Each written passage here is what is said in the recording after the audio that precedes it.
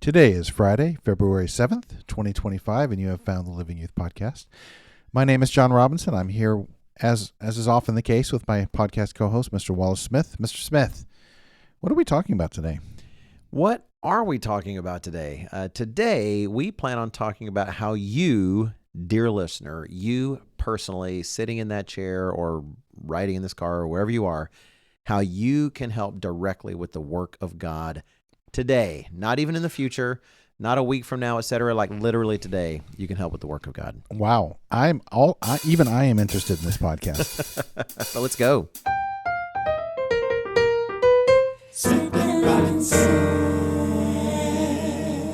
Thank you, Jake and Julia. And for those who might be newer in the church, when we say the work of God, God's work, we mean something very specific. We mean the mission of preaching the gospel to the world, either so that God will call people into the body of Christ at his discretion. We're sowing the seed like the parable has, the guy sowing the seed, or if their minds are not going to be open, or they're just simply not going to accept what they hear, at the very least, we're getting out a warning. But it is an external work in that sense, a work to the world. There definitely is the work of feeding the flock as well.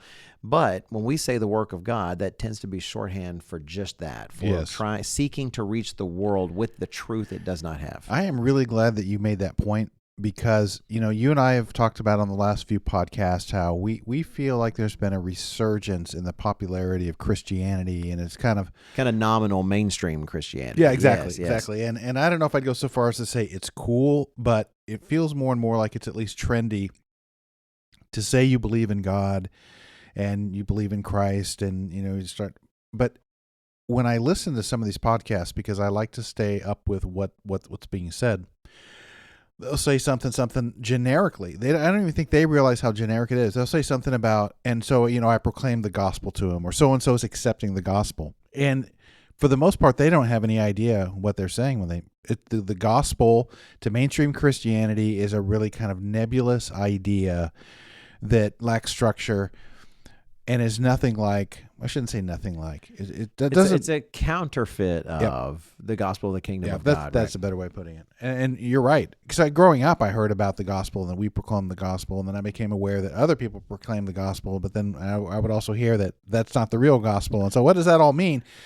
And I actually felt relieved when I finally understood that gospel at its most fundamental meant the good news. Yeah, the good news that Christ himself brought to the earth before it became a message that was only or merely about him. Boy, you go to old school Mr. Herbert W. Armstrong back, well, at least I say old school. For some of our listeners that are older, it won't sound old school, but when my eyes were being opened in the 80s, that was one of the major understandings, was that everything you're hearing about Christ out there, it's falling short of the actual fullness of the gospel.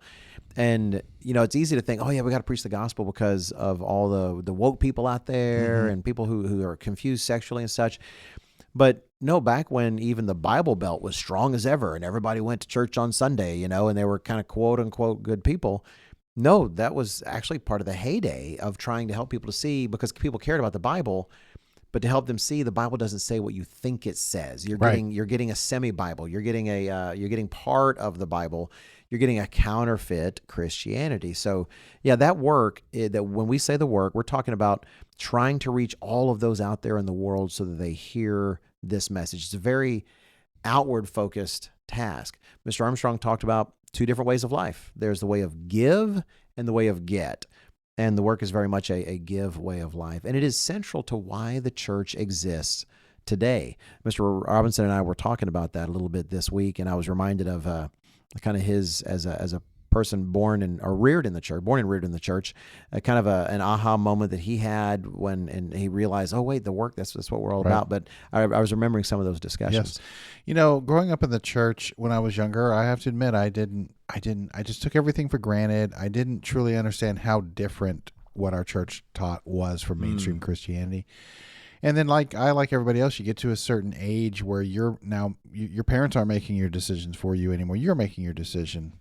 And one of the things I extracted, which is not technically wrong, But the main reason I was called now, as I thought, was to be trained to assist Christ when he returns in what he's doing in the millennium. Right, and that's not wrong. Right, that's not entirely wrong. But the question we should actually ask ourselves is why would I have to be called now for that? Why would I get this preview of this and this taste of salvation where everybody else doesn't? And that therein lies the truth of it, and it's the kind of thing that Mr. Armstrong really reinforced over and over with the members back in the 50s, 60s, and 70s, which is where my mother-in-law used the phrase.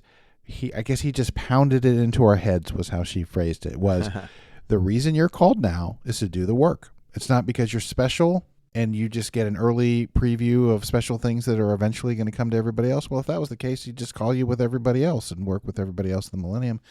That's an oversimplification. I don't know. Do we need to get disclaimer guy on the way I phrased that? Oh, no, I think it's okay. I think it's great. And so if you're called now, it is not merely for personal salvation. It is God has a job for you to do. Right. And it's the very thing Christ, one of the last things recorded there in Matthew, is the commission to the church. What does he expect the church to do? To proclaim this good news to all the nations in the world. That's right. Mr. Gerald Weston likes to put it that if God isn't calling everyone now, then why is he calling anyone? And his point isn't to say that God is calling everyone now. It's quite the opposite. It's very apparent that God is not calling everyone now. The Apostle Paul essentially makes that sort of plain. The Apostle Paul talks about people God is clearly not calling. Yep. And so that's Mr. Weston's point. Given that's the case, God is not calling everyone, then why is he calling some now? And it is to do this work. And so my mother-in-law's intervention, I don't think she intended it to be that way. She probably didn't realize she was really intervening in exactly. But I never forgot that, clearly. And then it began, unbeknownst to me, this, almost 30-year journey of trying to understand what that meant. And another step along the way, and I may be slightly varying from where we're going in this podcast, was actually coming to headquarters 12 years ago and being right here in a building with Dr. Meredith, and you would see him not infrequently, and he'd come down the hallway. And, if you had a conversation with Dr. Meredith that lasted more than 2 minutes, eventually an aspect of the work was going to come into that conversation. Yeah. It was always on his mind. It was central to him. And to me, that was another kind of level up, if you will, of wow, he's not just saying, Dr. Meredith is not just, he's not what the word hypocrisy. It's you're kind of fake acting on something. With him, there was zero hypocrisy in his life. He was saying it publicly in the sermons, and man, his life was guided by Christ expects me to do everything I possibly can through this church to get the gospel out. Yeah, I've even seen enemies of the church who weren't particularly. They didn't like Dr. Meredith. Mainly they didn't like our doctrines. They didn't like what we believe.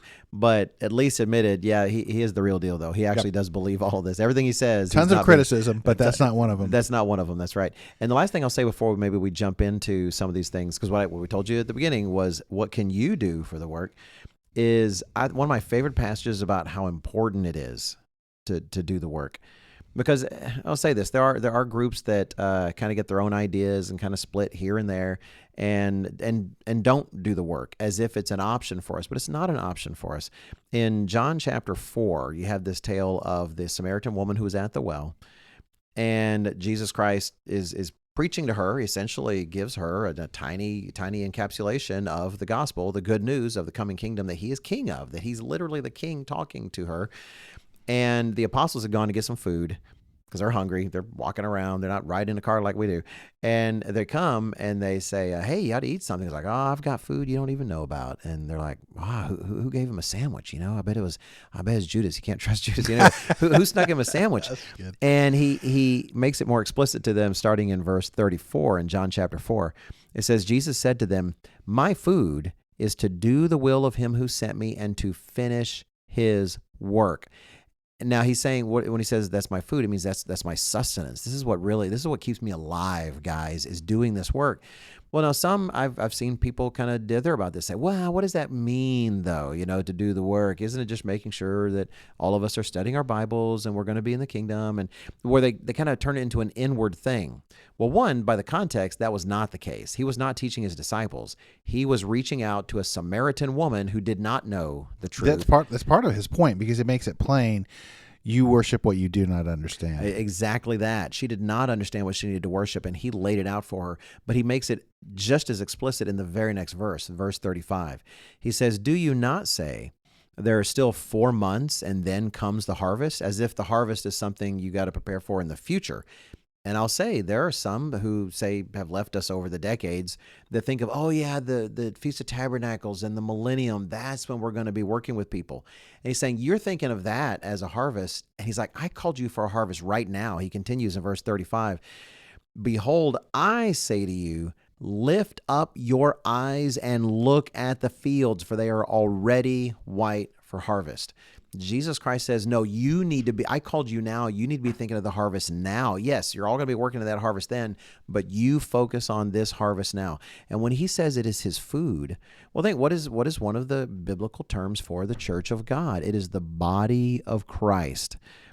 And so Jesus Christ, the same yesterday, today, and forever, Hebrews 13:8, if it was the food, if it was his food to do that work of preaching to the world back then, I would dare say it's the food of the body of Christ today. So don't let anyone tell you it's not something that's a side issue or it's not necessary anymore. Right. And don't let anybody say we just don't have the funds, we don't have this. You know what the apostles got? They didn't get a good salary for preaching; they got a beating for their preaching. So don't let anybody make excuses. It is central to the existence of the church. Well, I've mentioned this on the podcast before, but you're exactly right, because there was a lot of debate in the mid '90s when Worldwide collapsed.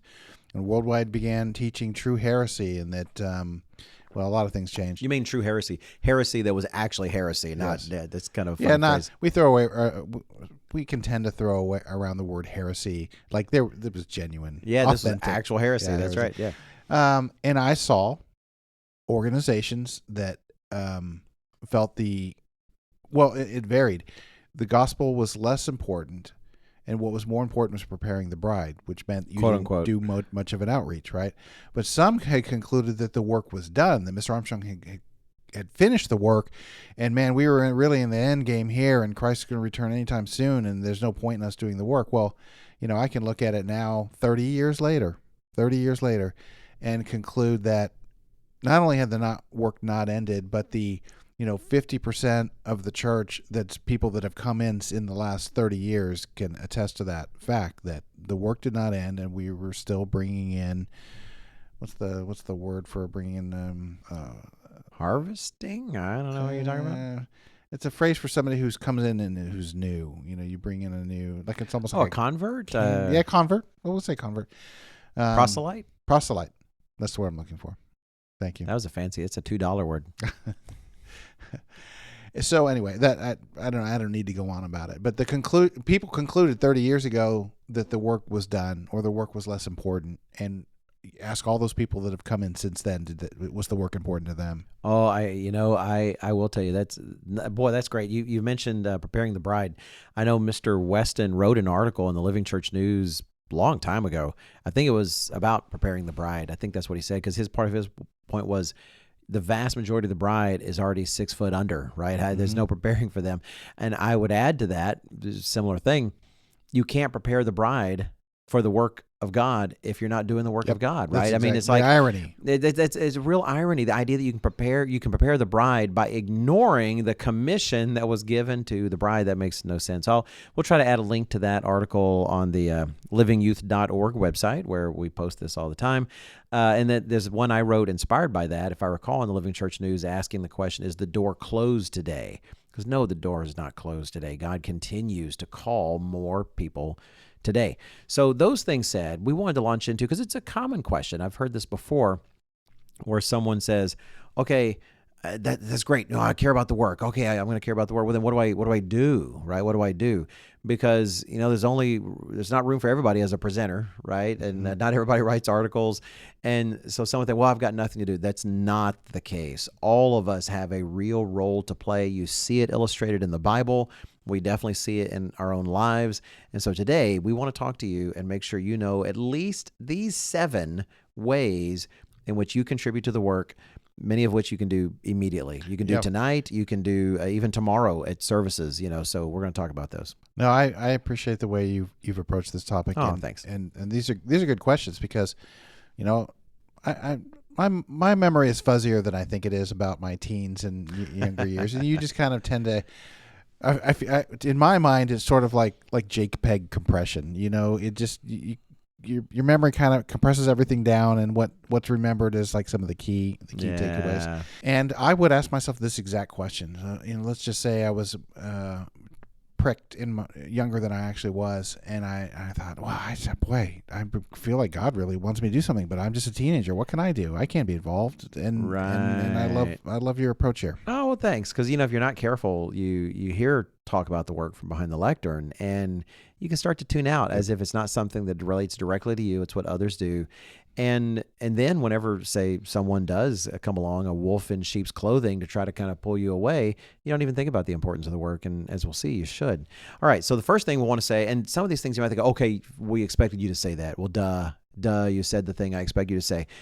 Well, the reason we're saying it is because it's real, because if you look biblically, it is a key part of doing the work. The very first thing we'll say is pray for the work. When you're on your knees, if you're still young and capable of bending down in such a way that you can get back up, praying for the work. This is not nothing. It is important for the work that we go to God about these things. How do we know that? Well, examples all over the Bible. The Apostle Paul, was Paul just wasting his time when he asked the brethren to pray for him and pray that God would open a door and pray for this? I don't think that's wasted effort. You got to be careful. But if I were to think of myself in God's place and think, what do I want to see? I want to do the work in the world. I want people to hear my truth. Do I want that with people that aren't talking to me about it and don't care about it? Or do I want it with people that are excited about it, that are involved, that are invested? Yes. Yeah.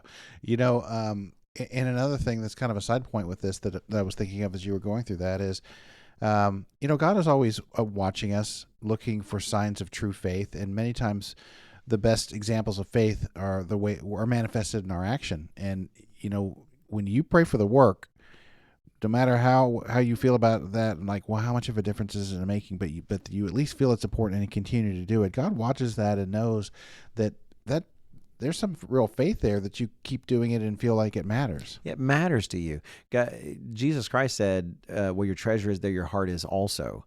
And we know that Christ's heart is in his work.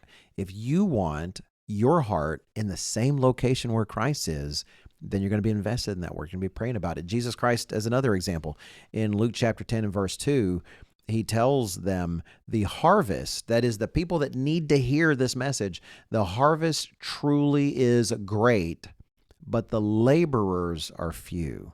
Therefore, pray the Lord of the harvest to send out laborers into his harvest.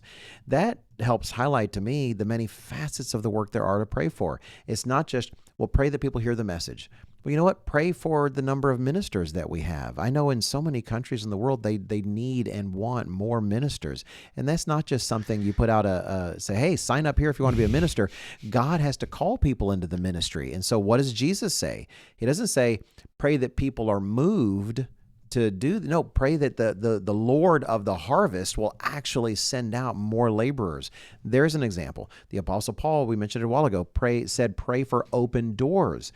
We can have all the workers in the world, but if there's no opportunities open to us, what do we do? And he says, no, ask God to do that. We can pray for funds.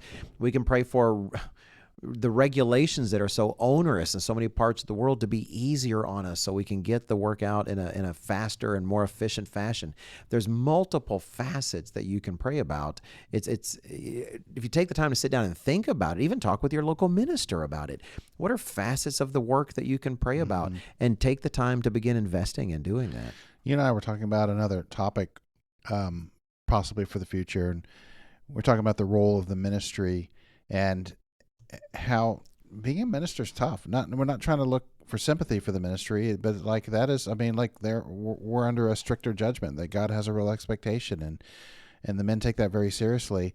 And I would count it as praying for the work to be even just praying for your minister and the other leaders in your area, that that they can keep taking care of things, and they don't get tired or worn down or discouraged, because the headquarters is nothing without the congregations out there that support it. Yeah. That was a great example, Mr. Robinson. It makes me think in two different directions. So you can think broadly and globally.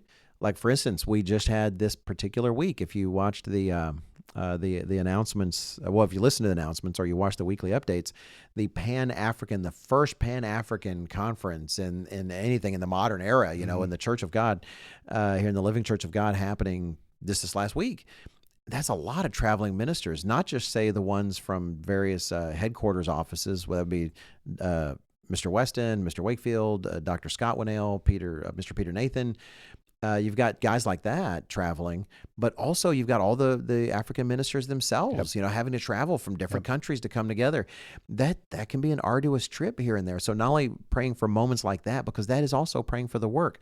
The people in Africa, they're hearing the truth. Who are they going to talk to? These guys, right? So praying for them, but then also 100%, Mr. Robinson, your local elder, your local pastor. If there's someone in your area that wants to call in and have a question, or maybe they call headquarters and headquarters realize, this is a question for the local minister, it's going to be sent to them. Yep.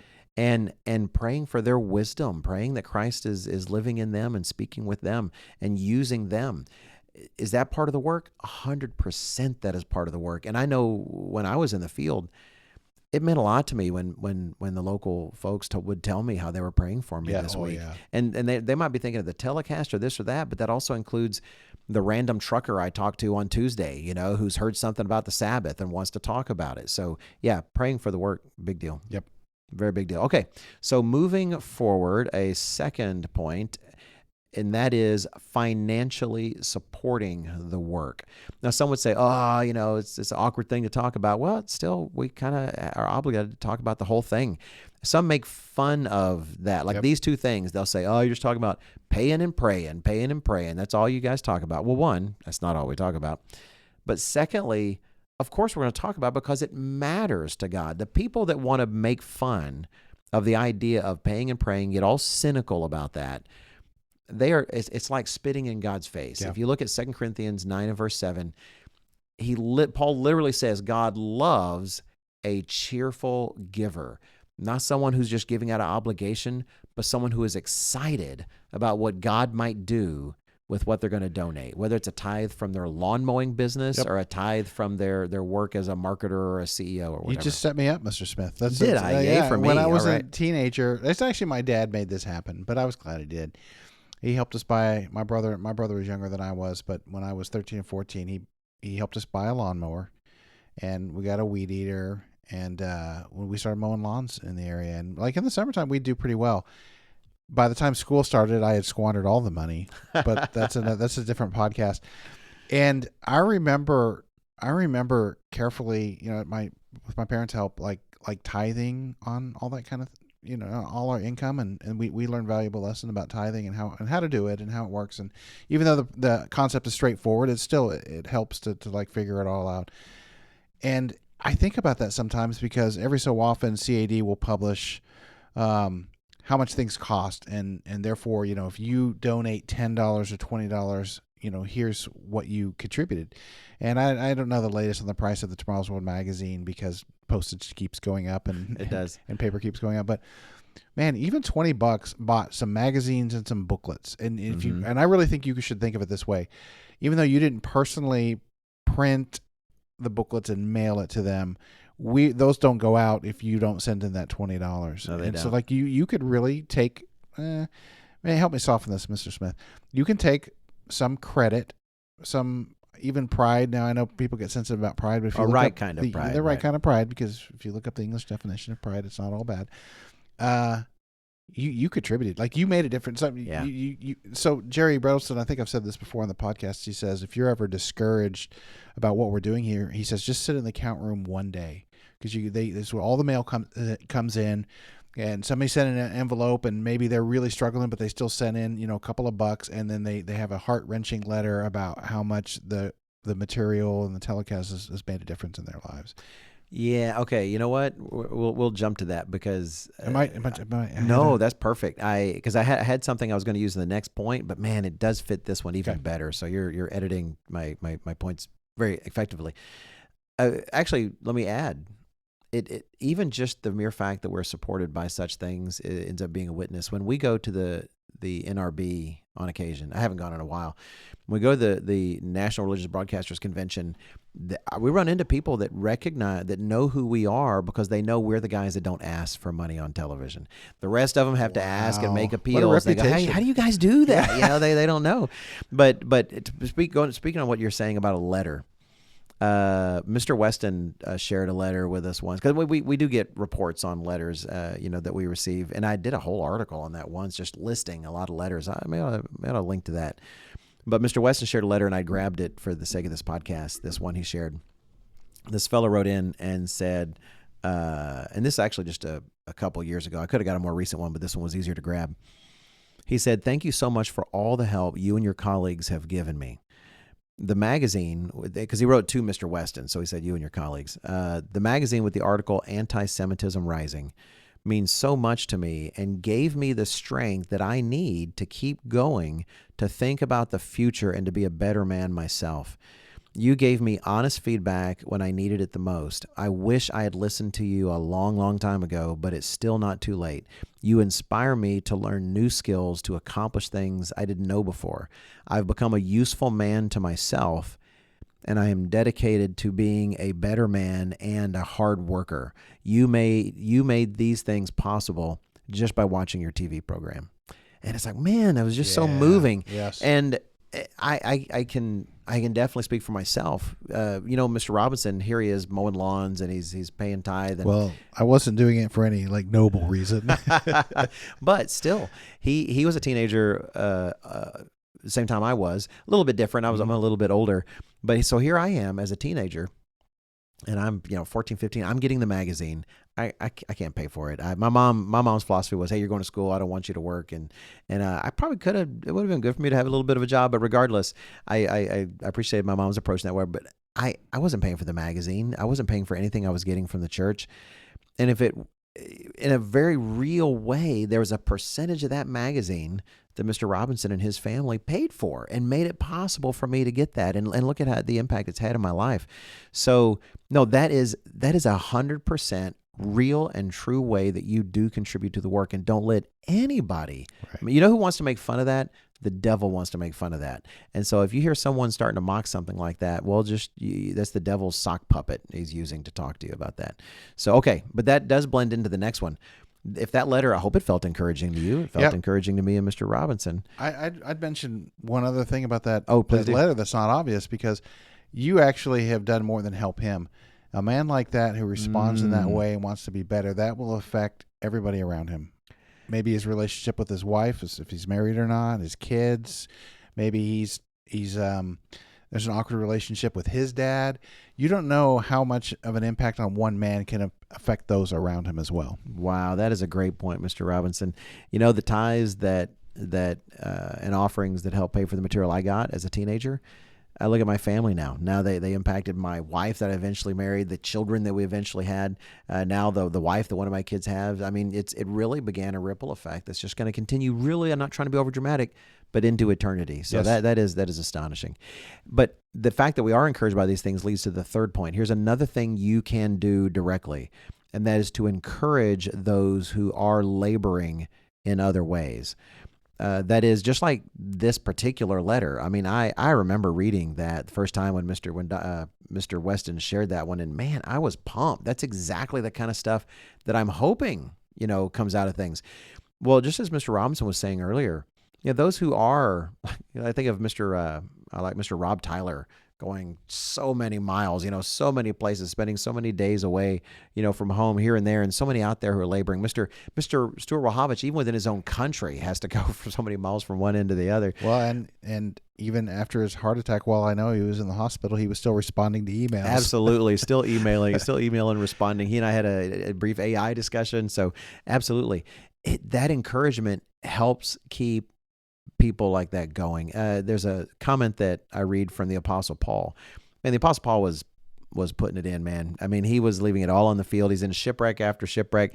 He was definitely doing the work, but the support of the members was vital for him in terms of their encouragement. He writes in 2 Corinthians chapter 7, starting in verse 4. He says, "Great," this is to the Corinthians, "great is my boldness of speech toward you. Great is my boasting on your behalf. I'm filled with comfort. I'm exceedingly joyful in all our tribulation. For indeed, when we came to Macedonia, our bodies had no rest, but we were troubled on every side. Outside were conflicts, inside were fears." Man, what an amazing way to put that. Verse 6, he says, "Nevertheless, God, who comforts the downcast, comforted us by the coming of Titus. And not only by his coming, but also by the consolation with which he was comforted in you, when he told us of your earnest desire, your mourning, your zeal for me, so that I rejoiced even more." Here is Paul, and that turn of phrase, outside were conflicts, inside were fears. That's just fantastic. And yet it wasn't just Titus coming to him, but Titus coming with word from the brethren and how much they're thinking of him and how they're praying for him and how much they love him. That encouragement was the kind of stuff I say Paul needed. I guess God could empower Paul to just go out in the world with no support whatsoever, but that's not how God tends to work. He tends to work through his people to keep his ministers going in that regard. So that encouragement is not nothing. Dropping a thank you card to your local pastor, sending an email to Mr. Weston or to personal correspondence, it'll get there, about how much you appreciate something. That encouragement, it contributes to the work. It's not nothing. No, it's not nothing. And I remember what Dr. Meredith used to talk about when he was a very young minister. I think he was an evangelist pretty early, wasn't he? Very young evangelist, and he was out in Oregon and giving sermons, and that the nice old ladies were always the very very nice, and I felt that too after I had first been ordained. Then you start giving sermons, and I was still pretty nervous that I was going to say something wrong. I wasn't nervous about delivering them per se, but I was nervous that I would not explain something correctly or whatever. And you want to get it right. Always the nicest people, hands down, were the older women, and they'd be like, this is hyperbole, but it's like, it's the best sermon I ever had on that. They were not untruthful, but they were also being very encouraging, and encouragement matters. I don't know if this is a good example, but they've long wondered why sports teams play better at home than they do on the road. And I think it's just as simple as the negative energy from a hostile crowd affects you. We're humans. It just does. And encouragement makes you perform better. It refreshes the heart. It's very important. And I've heard people say, like, people who say don't get a lot of feedback in their tasks, and they're not doing it to get thanks. Yep. But at the same time, when there's no recognition at all, just what a drag it starts to become. True. And so you have an opportunity to lift a burden instead of add to it. All right, so that's 3 things. The 4th thing we want to mention is personally being an example. Personally being an example. This is where, I gave a sermonette. I don't think you were here in Charlotte yet, Mr. Robinson, but I came once and gave a sermonette. I've probably talked about it here on the podcast before. You were coming in for telecast? Yeah, coming in for a telecast. Yeah, because I wasn't here yet myself, but I was coming in for telecast work, and I was assigned a sermonette, and I gave one about where I had my tie messed up. I think I've talked about it before, but I purposefully made sure my tie was messed up before I came to the lectern, because I was going to make my point. And so I launched into the sermon. I can't remember what I said. The sermonette about something about the Pope. Oh, if you saw in the news, the Pope today, something. But my tie was, if I recall, I just flipped it up over my shoulder because I had done it before in Dallas where I had it loosened. And I was afraid nobody would notice. If I didn't have a mirror, I wouldn't be able to actually tighten it properly. But I had it over my shoulder. And oh boy, Mr. Ames was the best. He was in the front row, and he's trying to help, and he's pointing to his neck like, your tie. He's trying to let me know. Well, he was just showing the same distraction everybody else had. Well, then I paused and I fixed my tie. I was so proud of myself for my idea. And then I asked, okay, now how many of you remember anything I just said for the last 30 seconds, right?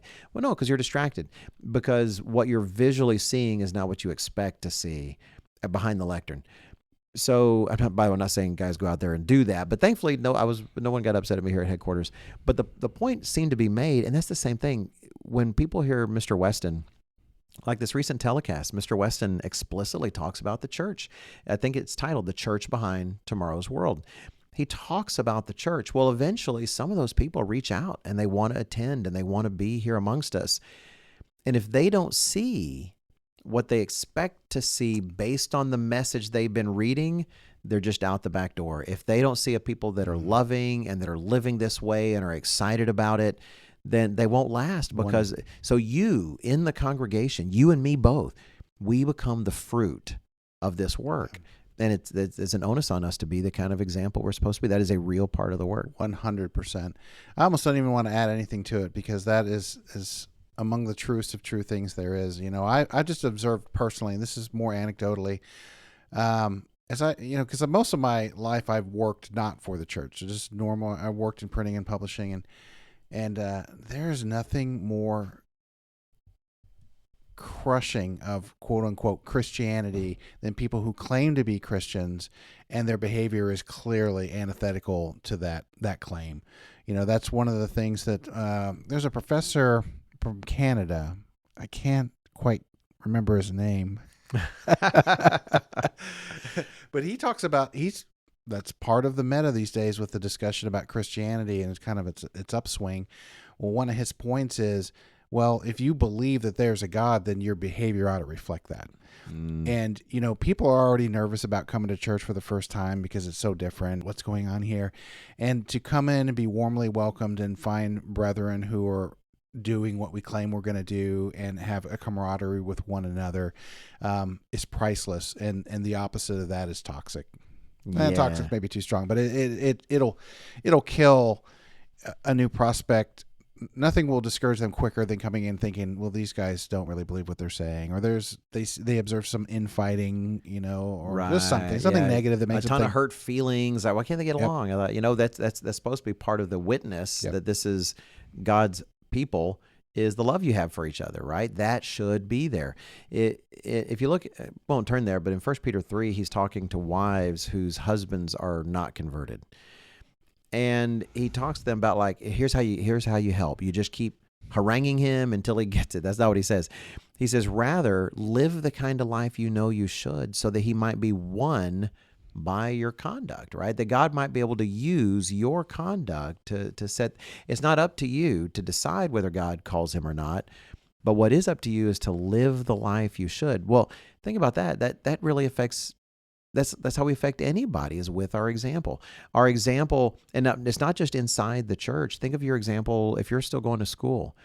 What do people see in your example there at school? If you're in your workplace, what do people see in your example? Mm-hmm. One of the neatest things that we had the opportunity to experience was when it was a TWP in Texas, and my father-in-law and mother-in-law went. It was in their area. I think it was one of Mr. Senna's. And there was a guy there who, I think his wife was the subscriber, and he recognized my father-in-law and said, "What is that? Troy Riggs?" And the thing is, that guy had worked with my father-in-law years before, and didn't realize this was Troy's weird religion. This is what you guys, because he's all pumped now. Mm-hmm. But man, if my father-in-law had been some jerk, some bad example, then all that guy would say is like, oh, wait, this is clearly a scam of some sort. There's no way. But he wasn't. My father-in-law lived the life that he taught. Yep. Just like the rest of us. He tried hard and set the kind of example of Jesus Christ living in you, as imperfectly as he may have, like we all do. He tried, and it added to the witness. His example years before was doing the work, and he didn't even know it. Yes. I need to come up with a phrase that's different than 100%, even though I use that one a lot too. And it's easier than you think, okay? Because it's not hard to start to form a true distinction between your behavior and everyone else's. And one of the most common ones I've ever heard, and I encountered this myself, in printing, like working on a Navy vessel, there's a lot of swearing. This is just in the printing industry. Oh yeah, it's work with the big machines and frustrated with them. Yeah, it's. Well, how would I put it that I don't want to offend everybody. I'm just trying to put a proper description of it. But it's much more of a blue collar working class trade. And so, I mean, you're just out there running machines and everything, and swear words are flying. And I never said anything about it, never did anything about it, but I didn't swear. And people didn't noticed. swear, but didn't complain. And I've heard a lot of people tell that story. I think you did, I can't remember if it was you or somebody else. Maybe it was my brother-in-law, Sean Dumas. But anyway, either way, they were in a meeting, and somebody swore and then turned to the other person. Oh, so sorry about that. Sorry about that. That's happened to me, but I know it's happened to others. That's right. Yeah. And it's not like just what you said. You don't go around complaining about it. Yep. Just people take notice that you don't. That is part of the work. You are representing like an ambassador. You're representing Christ. And so, yes, that is part of the work. It's interesting if you look at the requirements for an elder. In 1 Timothy chapter 3, Paul says they have to have a good testimony among those who are outside. And you think, well, reputation, what difference does that make? Because people are going to see that elder and either think better or less of the church knowing that's an elder. And I would argue, don't think that's just the church. The elders, that's all of us. If someone knows that we get in a lot of trouble, we drink too much, we do whatever, and then they know we're a part of this church, that reflects on the entire body of Christ. Yep. And so your example is I say 100% myself.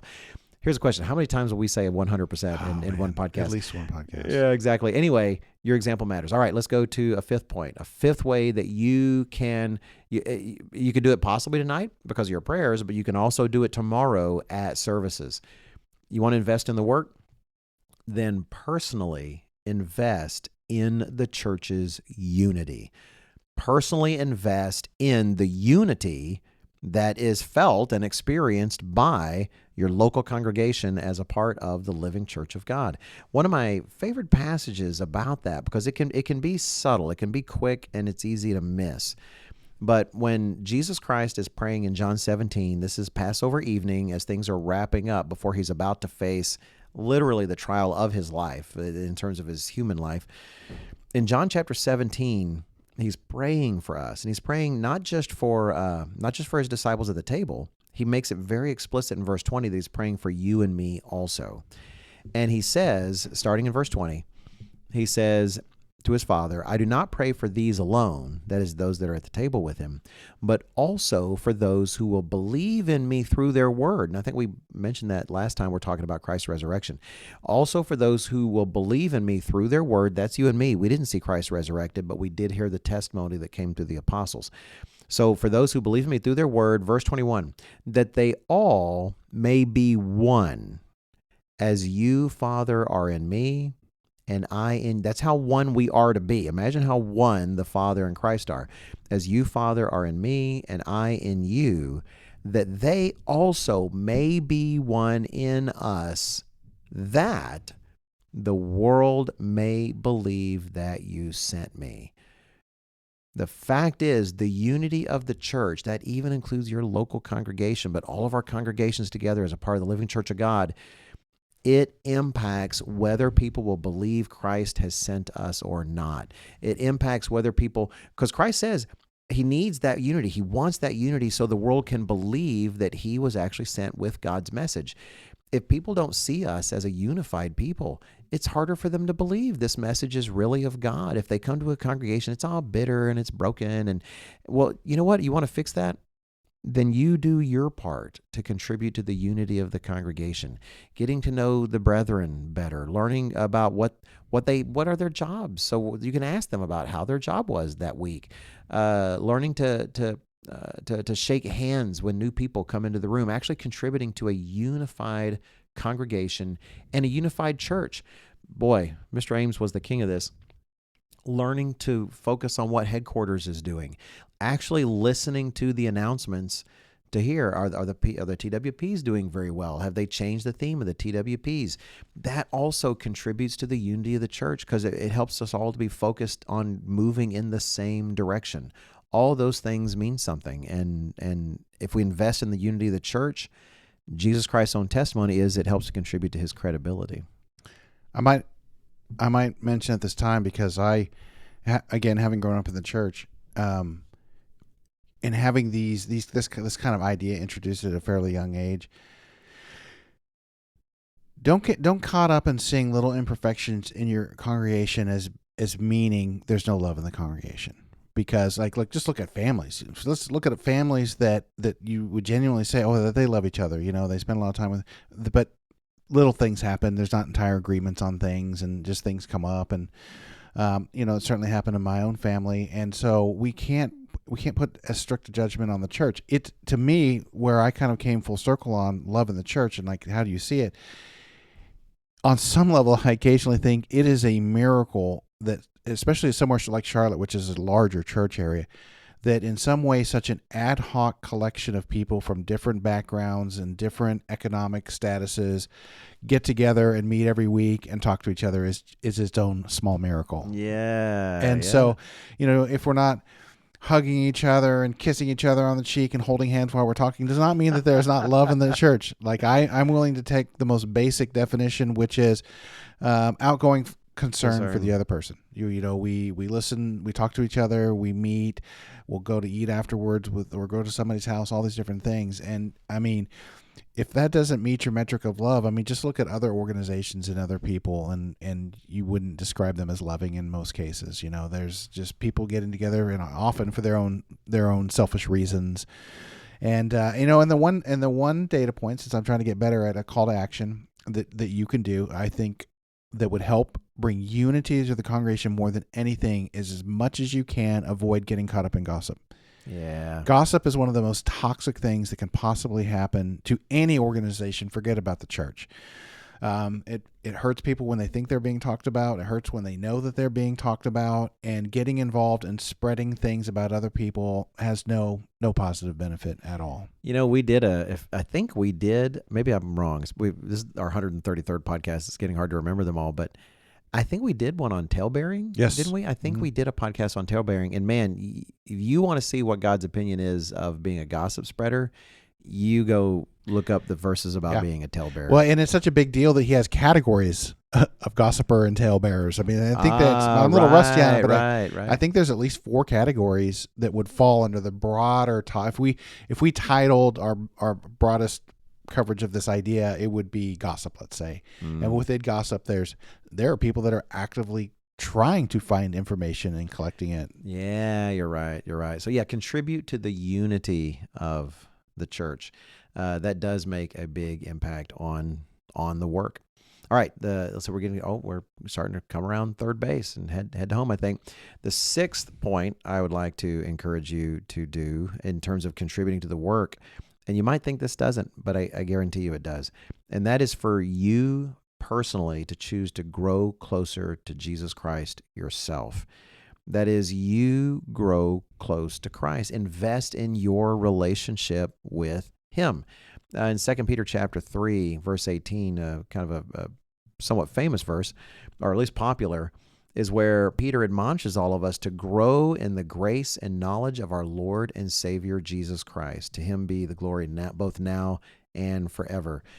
It does make a difference if you really want to think about it. We're not doing the work on our own effort. That's not us. Like the example we're trying to set, that's not just us getting a bunch of self-help information and trying to figure out how to set a good example. If we're actually doing if we're more than just setting a personal example, if we're working on the unity of the church, or if we're wanting to pray more, or we're wanting to, well, do we want that just to be us? Let me be upfront about me. My skill set is relatively limited. There's only so much more I can do. What I want is Jesus Christ living in me, because I guarantee you it is impossible for me to care more about the work than Jesus Christ does. There is no way in which my Christian obligations or my hopes and dreams in terms of what God might do through me are going to be diminished if I'm spending effort in growing close to Christ and seeking to emulate His example. The Apostle Paul said we should try to have Christ's own mind in us. That's kind of what we're talking about today, is having His mind in terms of His passion for the work in you. Well, then seek to grow closer to Christ Himself. Take reading the Bible and studying it seriously. Take praying seriously. Try to imagine, well, it's because it's truth. Try to imagine every day how am I going to walk with Christ today? How is my walk with him going to grow greater?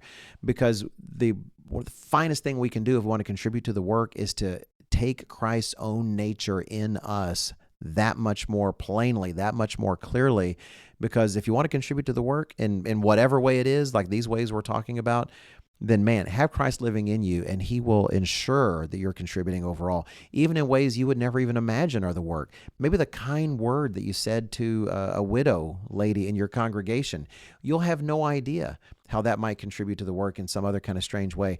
But allowing Christ to live in your life and seeking to mirror his life with yours and growing closer with him day by day, don't take it on faith if you have to, but that will result in you contributing to the work in ways that you never would have thought of in terms of taking his mind on yourself. Yes. Well, I have one minor thing that I would contribute to that idea as well, which I really like. You really nailed that, which is why I was. Oh, thank you. Very kind. What am I going to say about that? You're going to say 100%. But I was going to say, 100%, Mr. Smith. The walk with Christ by its nature is a day by day process, and so just like when you're younger and you're still growing, you're growing taller, it's not at all obvious that you're getting taller. And this really did happen to me. I think it was between my junior and my senior year. I was still like 5'6", 7", something. I mean, and so a good normal height. Normal. For us height challenged folks. There was an exponential growth between my junior and senior year that was such that I could tell. I showed up for my senior year, and I'm walking around the campus, and instead of kind of slightly looking up at everybody, I notably looked down on more people. Which I have no experience like that. The little progress you make day by day may not be obvious, and then one day it will be. Like I find spiritual growth very similar to how the body grows, and even when you're working out and trying to get stronger or whatever your fitness goals are, it doesn't happen overnight. It takes days, weeks, and months of consistency to reach the goals you want. And I would apply that to your spiritual life.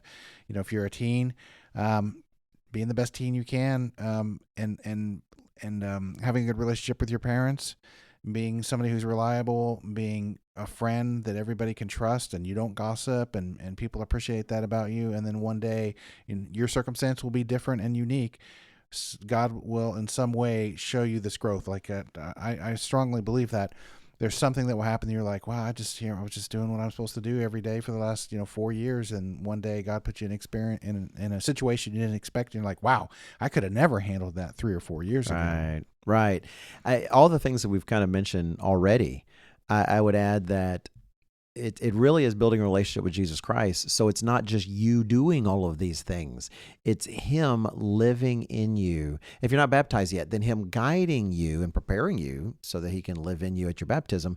But it's Christ in you that is going to accomplish any of these things. Really, like in terms of being a good example, I actually wouldn't want someone to come to the congregation and then just think, oh, hey, that Smith guy, what a good example. You want them actually seeing Christ in you. You want them seeing him reflected in you to where they say, there's something there and it's not just him, right? Because then they start looking at everybody and they're seeing people like I love the way Mr. Robinson talked about later, because the church tends to be made of people that in many other circumstances would never spend time together because we're so radically different in so many different walks of life and our careers and our age levels.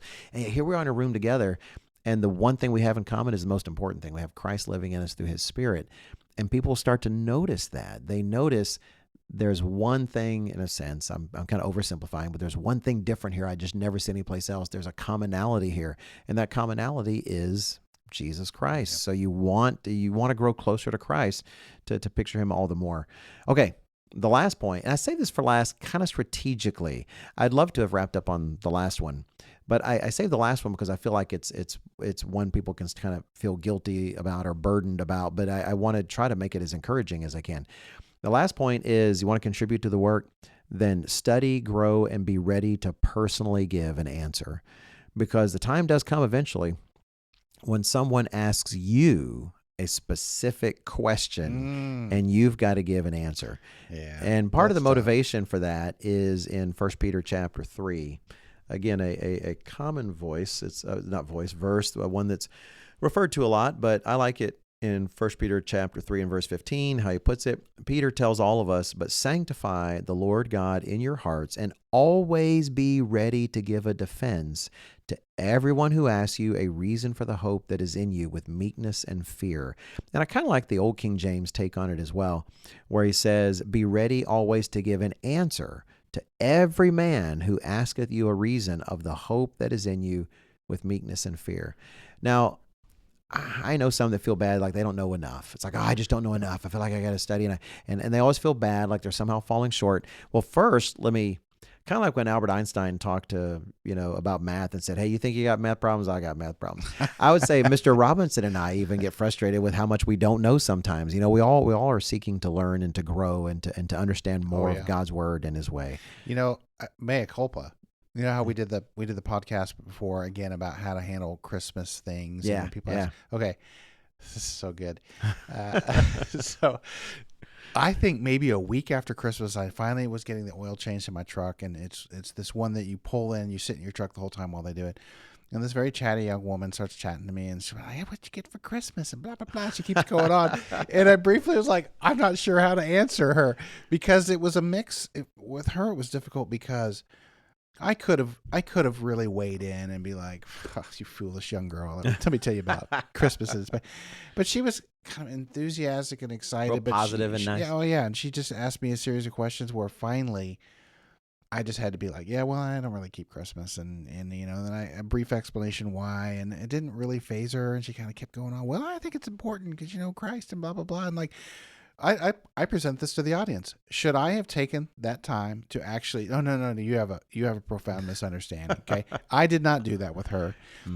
My intuition was that I was not going to actually change her take on it, and there was very little value in it. And in some ways, I was better off just leaving her, because most people are deceived and don't understand.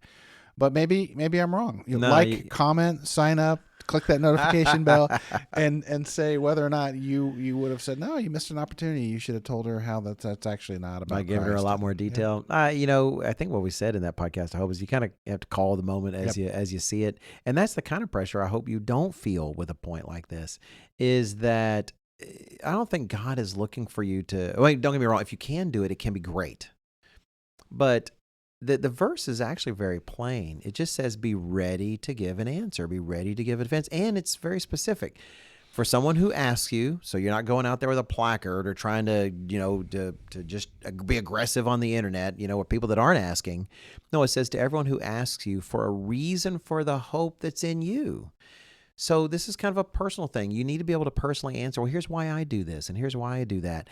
And maybe it's something you haven't proven book, chapter, and verse for yourself yet, but you still know why you do it and why it's important. I don't want any of us to use that as an excuse to settle for what we don't know.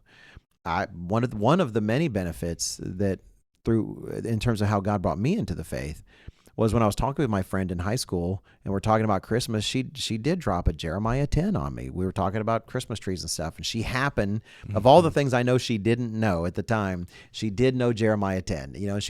Well, God was able to use that tiny thing that she had. She didn't give me Mark 7, she didn't give me a bunch of things, but she gave me that, and God was able to use that. So I don't want us to rest on our laurels, but at the same time, I don't want us to feel like, well, God just won't be able to use me until I've just academically proven every single detail of the statement of fundamental beliefs and all these things. No, don't rest on your laurels. Dive in, but also don't feel so much pressure you have to give it perfect. Yep. When God said that in the book of Acts, how when the disciples were being persecuted, they scattered. He didn't say, and all had mastered every element of the faith perfectly. Honestly, if you look back then, there were still things they were figuring out in the church. Really, there were some things they were still learning, but still they knew enough for why they were excited about what they knew, enough that they continued to learn about it and were able to talk about it, and the work was able to spread. Yep. For that. Well, I would say that, surprise, let's not leave God out of it. Let Christ out of it. Because your point is being close to Christ. Well, he's very aware of what you know and you don't know. Right. And he's not going to put you in a situation where suddenly you're talking to a graduate of the seminary school who's going to shred you over the fine points of how the law's been done away with. Like that's tough if they know their scriptures, okay?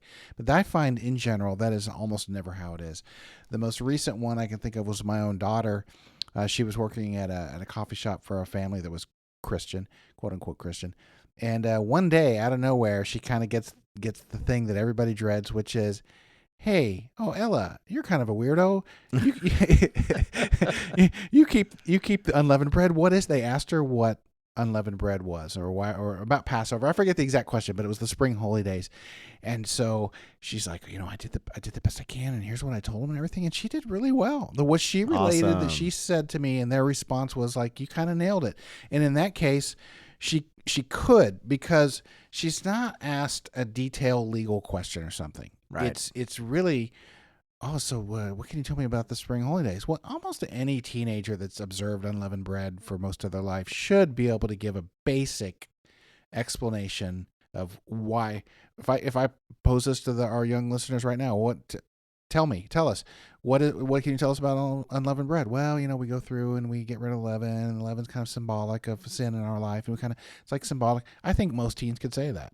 Yeah. And if you can give at least and so then she and I, we haven't done it in a while, but we did a basic, "Hey, all right, what is Passover for?" And she was like flashcards, and we would go that's through the fun, holidays. So you can have a right. basic. It's like if somebody caught me, let's say I was in line at the store and I'm thinking about something else about going to the feast in Tahiti, okay? Okay. And then somebody says, "Oh, you know about Pentecost? What is Pentecost?" I'd be like, "Oh, Pentecost.